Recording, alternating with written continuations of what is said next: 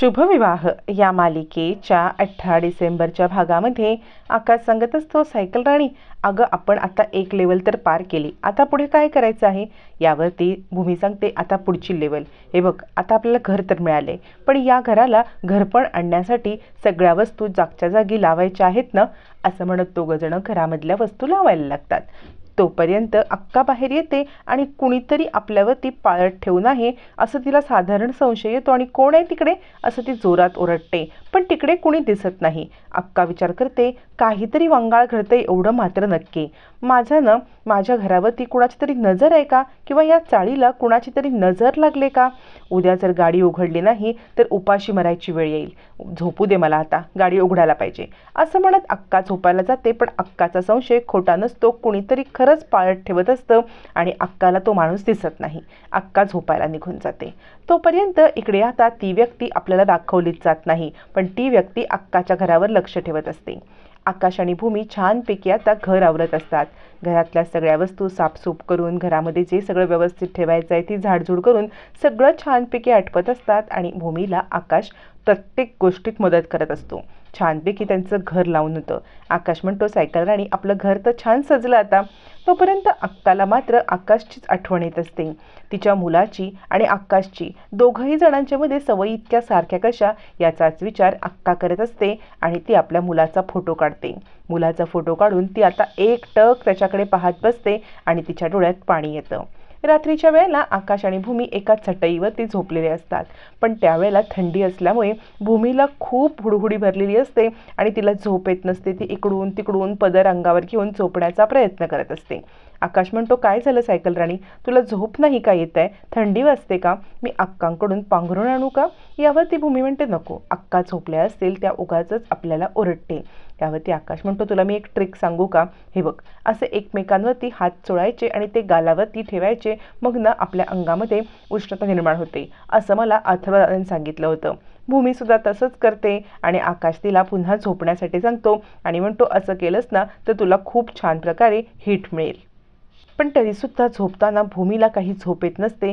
आकाशच्या हे लक्षात येतं. मग तो आपला हात भूमीच्या अंगावरती ठेवतो आणि आता तिला ऊब देण्याचा प्रयत्न करतो. भूमी म्हणते, आकाश, हे काय करतोयस तू. आकाश म्हणतो, मला अथर्वदाने सांगितलंय, ते लोक कॅम्पला जायचे ना, त्यांना थंडी वाजायची ना, मग की दोन्ही मित्र एकमेकांच्या जवळ झोपायचे, मग शरीराची ऊब दुसऱ्याच्या शरीराला लागते आणि आपल्याला गरमी लागते आणि थंडी पळून जाते. असं म्हणत तो भूमीला आपल्या जवळ घेतो. दोघं जण एकमेकांच्या मिठीत असतात आणि आता छानपैकी भूमीसुद्धा कम्फर्टेबल होत आकाशकडे वळते, त्याच्या हातावरती डोकं ठेवते. आकाश तिला जवळ घेतो, भूमी पण आकाशला जवळ घेते. अशा पद्धतीने आता मात्र आकाश आणि भूमी यांच्यामध्ये एक छानपैकी नैसर्गिक बॉन्ड तयार होत असतो आणि दोघं एकमेकांच्या जवळ येत असतात. यामुळे भूमीची थंडी पण पळून जाते. पण या सगळ्यामध्ये या दोघांवरती पाळत ठेवणारी कोणीतरी व्यक्ती असते.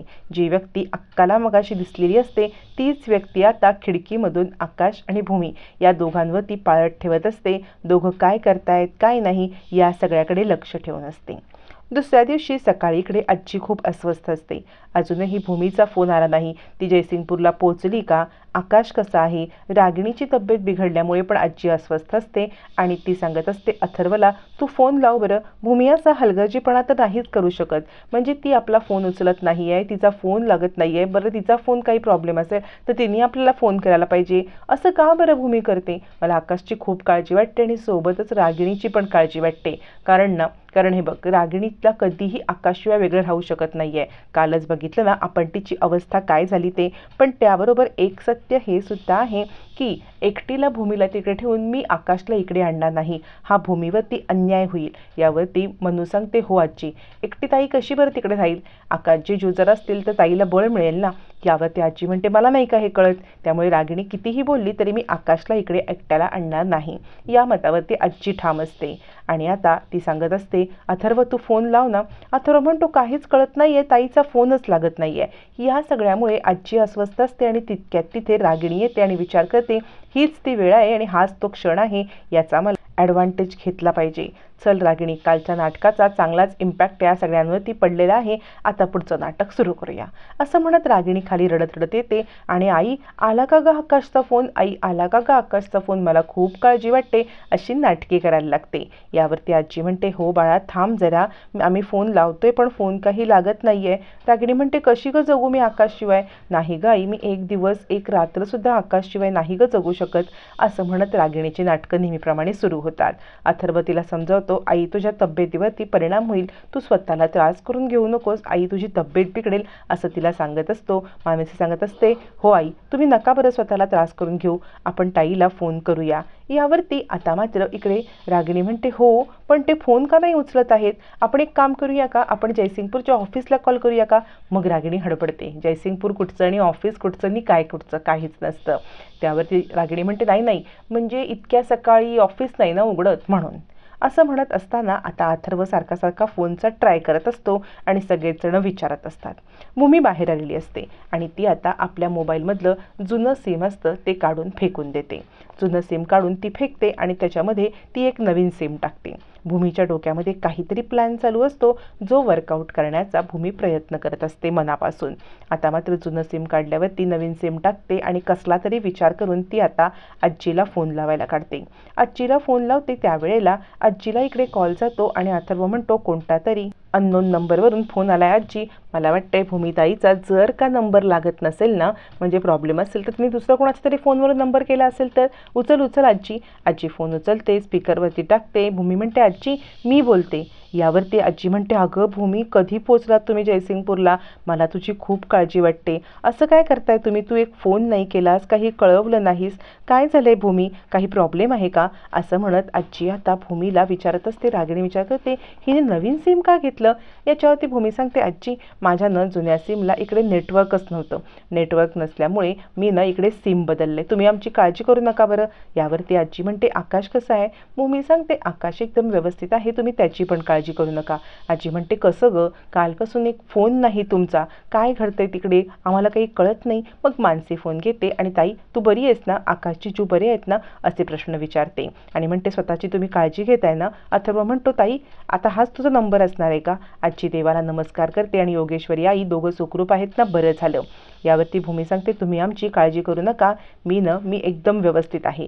रागिणी विचार करते खूपच हुशार निघाली ही, स्वतः नवीन सिम कार्ड बदलून मला फोन करायला नको म्हणून हे सगळी नाटकं केलात. मग मात्र आजी फोन घेते आणि म्हणते बाळा हे बघ तिकडचं सगळं व्यवस्थित आटपलं ना की 2 दिवस तू आणि आकाश इकडे या बरं. यावरती भूमी सांगते हो आजी काळजी करू नका, सगळं व्यवस्थित सेट झालं ना की मी आणि आकाश 2 दिवसासाठी नक्की येऊ. आजी म्हणते बघ आकाशची काळजी घे, तुझी स्वतःची काळजी घे, पोरा आम्हाला खूप काळजी वाटते. मग रागिणी म्हणते आई मला दे ना. रागिणी फोन घेते आणि म्हणते काय ग आकाश ठीक आहे ना, कशी ग राहू मी आकाशशिवाय, मला एक दिवससुद्धा आकाशशिवाय राहायची सवय नाही. यावरती भूमी म्हणते आत्या तुम्ही सवय करून घ्या आता, असा टोमणा मारत भूमी आता रागिणीला वटणीवर आणत असते. रागिणी म्हणते भूमी अगं आकाश कुठे आहे, मला त्याच्याशी बोलायचं आहे. यावरती भूमी सांगते नाही तो अंघोळीला गेलेला आहे. असं खोटंच भूमी बोलून आकाशसोबत रागिणीला बोलण्यासाठी ती देतच नाही, जेणेकरून आकाश सांगेल ना की आम्ही जयसिंगपूरला नाही आहोत, आम्ही इकडेच आहोत, म्हणून ती आकाशसोबत त्याला आता बोलण्यासाठीच देत नाही. रागिणी म्हणते मला खूप आठवण येते ग त्याची, एकदा तरी माझी भेट किंवा बोलणं करून दे. भूमी सांगते हो आत्या, तो नंतर आला की तुम्हाला मी कॉल करते. असं म्हणत आता मुद्दामच इकडे भूमी खोटं बोलते. आजी सांगते हे बघ 2-3 दिवसात येऊन जा. भूमी सांगते हो आजी. पण तोपर्यंत इकडे एक वेगळाच प्रकार घडतो. वकील आलेले असतात रागिणीला आता कोर्टाची नोटीस घेऊन.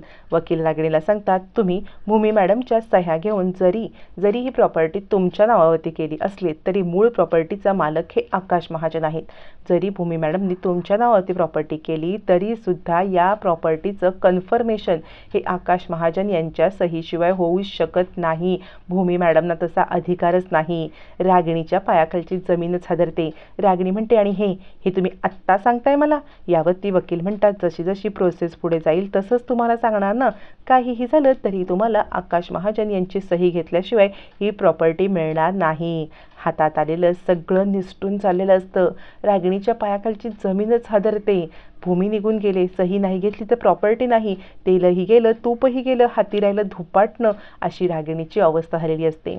इकडे आकाश भूमीला मदत करत असतो, कपडे वाळत घालत असतो. भूमी सांगत असते, आकाश नको ना, नको तुम्हाला कपडे वाळत घालायला मदत करू, मी करते ना. आकाश म्हणतो, अगं माझं तुझ्यावरती प्रेम आहे, थांब. मी अख्ख्या चाळीला ओरडून ओरडून सांगतो की माझं तुझ्यावरती प्रेम आहे, माझ्या बायकोवरती प्रेम आहे आणि म्हणून मी हे कपडे वाळत घालते. भूमी सांगते, आकाश नको, तू कपडे वाळत घाल, पण असं कुणाला काही सांगू नको, लोक हसतील. आकाश म्हणतो, करू ना, मग तू मला सांगू नकोस की कपडे वाळत घालू नका म्हणून. दोघांच्या इकडे प्रेमाचा एक नवीन अंकुर रुजत असतो. तिकडे रागिणीची अवस्था बिकट असते. नियतीने अखेर न्याय केलेला असतो.